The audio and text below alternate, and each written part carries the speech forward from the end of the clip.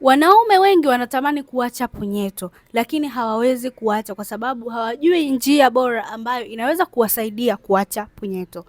Sasa njia ya kwanza, kitu cha kwanza lazima ukubaliane kwamba unataka kuacha punyeto. Ni lazima uamue kwamba unataka kuacha punyeto kwenye mwili wako, uwe na ile burning desire ya kuamua kuacha punyeto. Hilo ni la kwanza.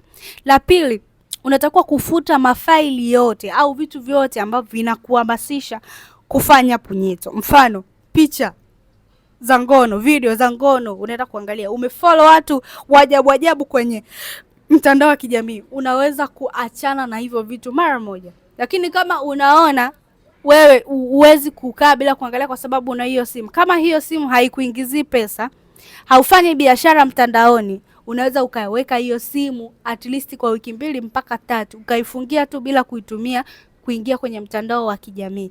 Ukikaa wiki 3 na kuhakikishia utaacha kabisa punyeto. Lakini pia hakikisha unalala mapema. Watu wengi wanafanya punyeto usiku, ila ukijitahidi ukalala mapema itakusaidia. Hakikisha pia unakuwa una kazi za ziada ambazo zinafanya mwili wako at least unachoka. Sio umetoka kazini saa 10, kuna kazi ya kufanya unaingia kwenye mitandao. Hapana, tafuta kazi nyingine au shughuli nyingine ambayo utaifanya uweze kuingiza kipato na itafanya mwili wako uhitaji kupumzika. Yaani ukifika usiku umechoka, basi upumzike. Lakini kitu kingine, kaa na watu chanya. Unakaa na watu aina gani? Je, unakaa na watu ambao wanapiga punyeto? Vijana wenzao wanaopiga punyeto?